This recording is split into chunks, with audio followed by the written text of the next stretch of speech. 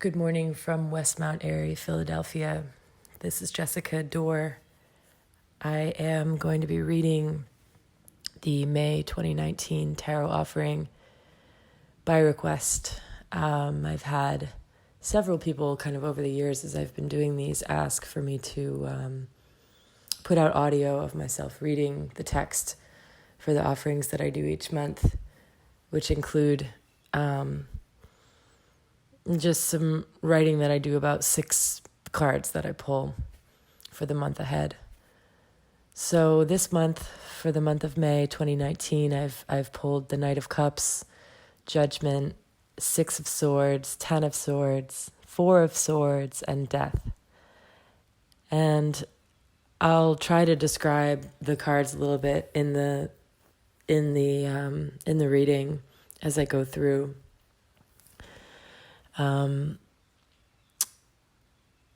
So the Book of Tarot is written in the language of archetype and symbol, as many of us know. And Judgment symbolizes a call to action.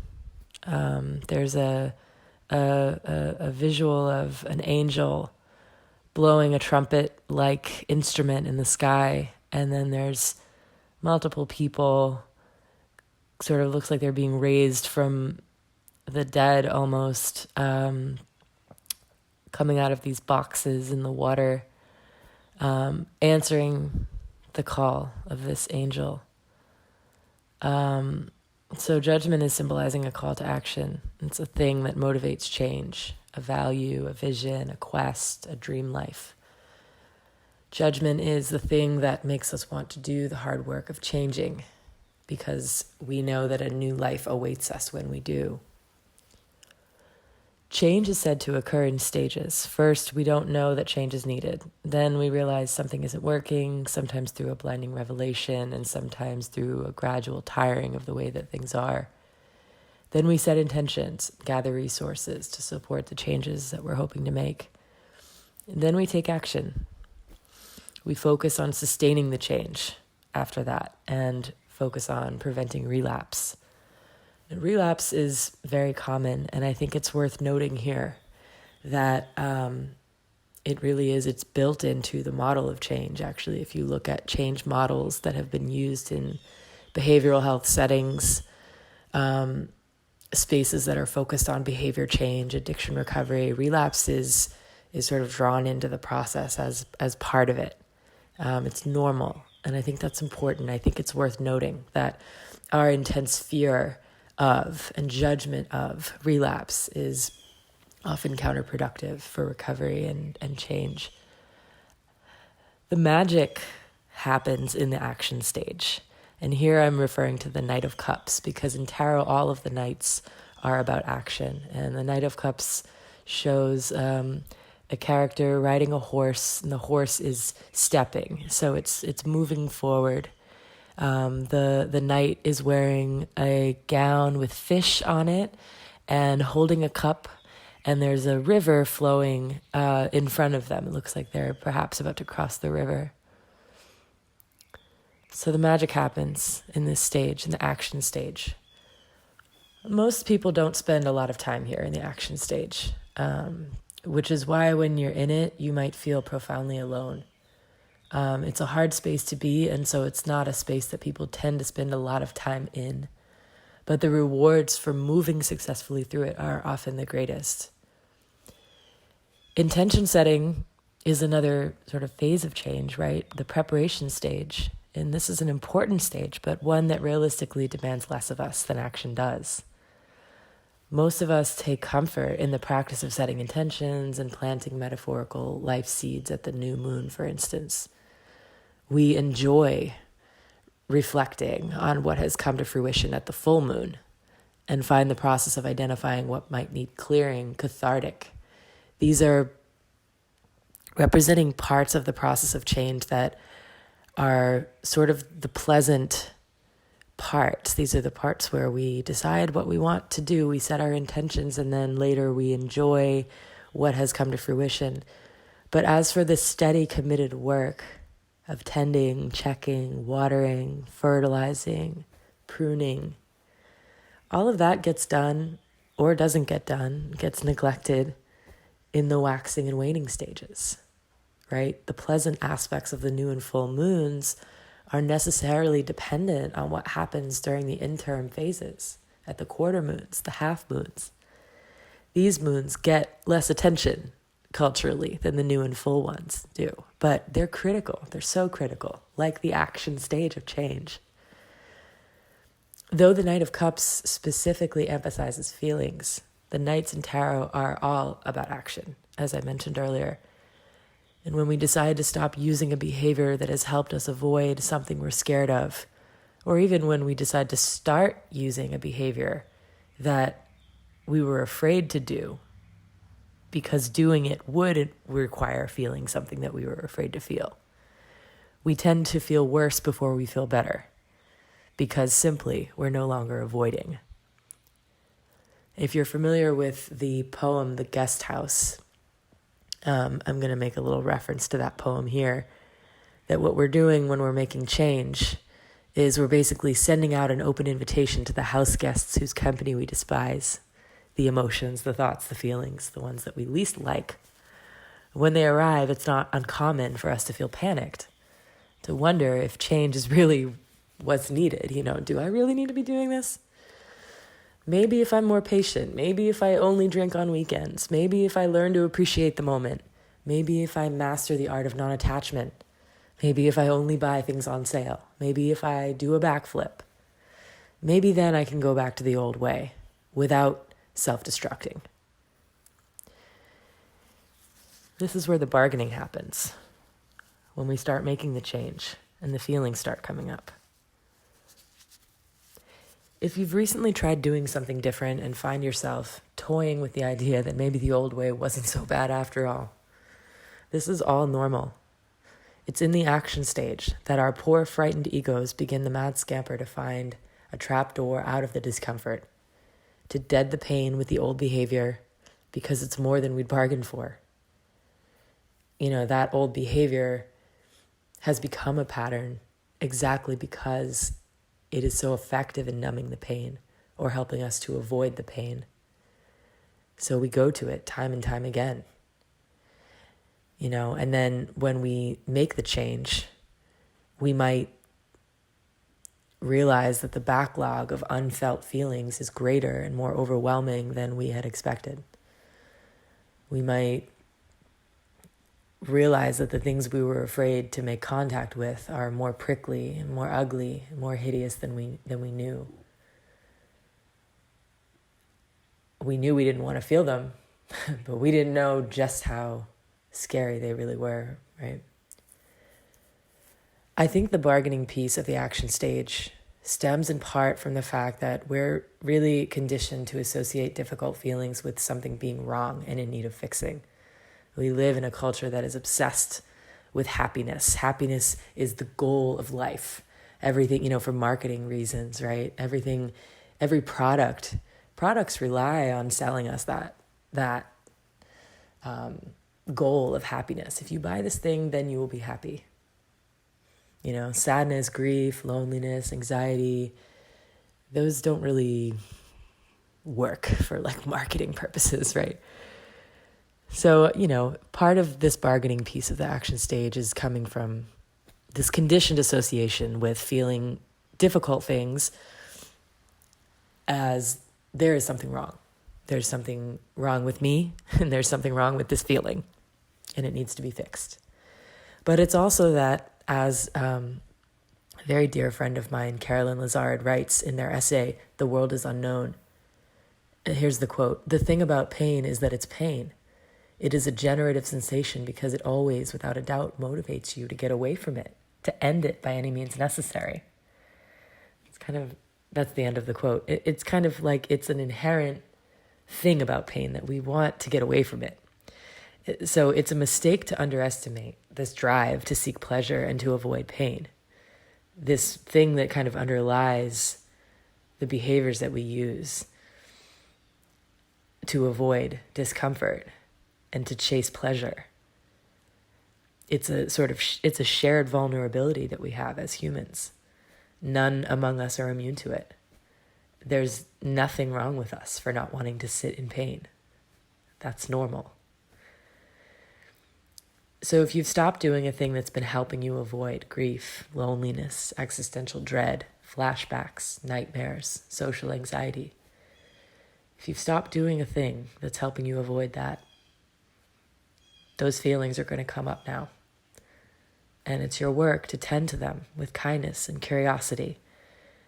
And, if necessary, professional help, so that you can make peace with it and lay to rest its influence over you. And here I'm referring to the Ten of Swords, where in Pamela Coleman Smith's illustration, we see a person face down with 10 swords in their back. It looks like the sun is setting in the distance, and it's a completion, an ending. There's a finality to it, a laying to rest. During the action stage, we have to pay attention to the things we're doing right, because an unchecked mind will focus only on the ways we're falling short and the things we're doing wrong. This is the negativity bias that all of us have, an evolutionarily evolved trait of the human race. How we feel inside matters, it does. But we can get into trouble when we measure our progress exclusively by how we feel. How we behave is also an important indicator of progress. If you're making choices that are in alignment with your highest truth, it isn't always going to feel good. Here I'm referring to Six of Swords, where you see a person with a small child in a boat surrounded by swords. The swords are representing fear, stress, anxiety, all of these thoughts and feelings that this person would really prefer to not have, but they're moving across a body of water representing transition, moving from one place to another, even in the face of discomfort. Real psychological flexibility, right? This idea that you can move in the direction of your values even in the presence of internal obstacles, even in the presence of emotions and thoughts that you would rather not have to experience. If it always felt good to make choices in alignment with your highest truth, everyone would do it. And if you look around you, you'll see that they don't. The choice to pursue a personal calling, coming back to the judgment card, hearing that call and heeding it, requires that we sacrifice the wants and needs of a part of us that is drawn to behaviors that undermine that quest. Behavior isn't the only thing that matters. I don't believe that, but our actions do have the power to influence our thoughts and feelings, and vice versa. In some cases, the actions we take are the only thing we have to know that we're on the right path, when everything else on the inside is reeling. A wise behavioral choice is like a lighthouse. It's physical proof that we're moving forward in a sea of the felt and invisible and terrifying. Feelings are valuable data. They serve important functions, but they're also incredibly fickle, not always the most reliable guides for that reason. Feeling awful, for example, is not an indicator that progress is not being made. And in some cases, I would argue it is exactly the opposite. Pamela Coleman Smith's illustration of the Ten of Swords always reminds me of somatic therapist Peter Levine's definition of trauma and other definitions of trauma that I've read over the years as well. Here's how he defines it. He says, trauma occurs when we are intensely frightened and are either physically restrained or perceive that we are trapped. We freeze in paralysis and or collapse in overwhelming helplessness. And again, this is referring to the Ten of Swords, where you see this person pinned to the ground by 10 swords. Long after trauma occurs, we continue to experience body memories, physiological sensations that reverberate from the original wounding, when we encounter energy reminiscent of the original trauma in the present. These sensations are often accompanied by intense emotions, like fear, anxiety, rage, and helplessness. And because most of us would rather do anything than feel these things, this is when we might start building a life around behaviors that help us avoid any potentially triggering experiences or situations. And you absolutely can craft your life around avoiding things that could hurt you, scare you, or make you uncomfortable. But as time passes, those of us who have done this and who do this realize that a life fashioned in this way begins to feel less like a life and more like a jail cell. And I'm referring here to, well, a truth, but also I've made a note to see Pamela Coleman-Smith's illustration of the Eight of Swords. And this card is not in this month's spread, but it's exactly what it's depicted really beautifully in her illustration. This idea that you can build your life around not making contact with the thoughts and feelings that scare you, avoiding any situation that might be uncomfortable, but it has this tendency to box you in and make you stuck and make your life very, very small. And you see that in her illustration of the Eight of Swords. The antidote for that type of avoidance is willingness. Again, referring to the Six of Swords. Take those swords and bring them along with you. Bring them on the road. The fear, the anxiety. It can come along while I move in this direction. We all feel echoes from the past and the present, and sometimes it stifles us. Sometimes changing long-term patterns is so hard exactly because these patterns are rooted in an intense fear of feeling something that is very, very, very old. In some cases, it's not even starting with us, right? These are generational wounds. These are wounds that have been neglected and reopened over time, over and over again, to the point of infection. That when you finally tend to it, it can feel extremely overwhelming. And trauma isn't limited to accidents and assaults, right?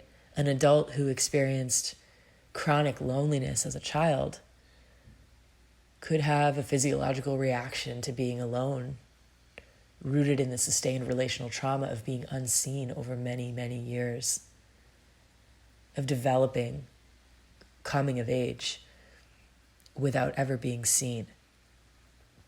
And it makes sense then that such a person might avoid being alone at all costs, right? Because that triggers those echoes of the original wound. It brings up emotions and feelings and thoughts and physical sensations that are scary. In his book, which is called In an Unspoken Voice, How the Body Releases Trauma and Restores Goodness, Peter Levine writes, the paradox of trauma is that it has both the power to destroy and the power to transform and resurrect. It depends upon how we approach it. This month's spread offers overarching themes of trauma with the Ten of Swords, rest and integration with the Four of Swords, and rebirth, death. Now, Four of Swords I haven't spoken about. I'm talking here about rest and integration. We see a person lying on their back with one sword underneath them and three swords over them. They're resting in a space that looks like some sort of a church. There's stained glass window in the back. So I'm referring here to like rest and integration when we're doing the work of healing and resolving trauma, making change. And then here for the first time too, I'm mentioning the death card and talking about rebirth. The death card, Pamela Coleman-Smith's illustration, has a skeleton on horseback. It looks like the sun is coming up in the distance. And there are humans sort of around. There's one person lying dead. There's a child. There's an adolescent. There's looks like a pope or some sort of a holy figure. And the horse in the death card is doing the same thing that the horse in the Knight of Cups is doing. It's stepping. It's moving forward. It's a really, really beautiful image. So this month's spread, again, offers overarching themes of trauma, rest and integration, and rebirth. The skeleton that we see in the death card is also a symbol of the indestructible aspects of the self. Bones and skeletons have represented this in folk tales and fairy tales and myth for time out of mind. Whatever remains of us after we've passed through the gauntlets of purpose, behavior change, resolving trauma, and integrating what we've learned, that is what is real. The indestructible aspects of the self. And this is where death leaves us, pared down to the parts of ourselves that have withstood the purification, the initiation, the fires of recovery and healing. You are not required to use your trauma as a catalyst for growth. I want to be very clear about that. What one does with their past is an intensely personal choice. Each person gets to decide if, when, and how they will use or not use the things that they've seen and been through. Meaning making can be helpful, and research suggests that work can be done to liberate the body from where it has been pinned to the earth in the time and place when the trauma occurred. Again, here I'm referring to the Ten of Swords. But for most people, healing happens through a combination of things. It's an intuitive and highly individual process in which all we can do sometimes is to just keep experimenting. Thank you so much for listening. And I'm wishing you a blessed month of May. Take care.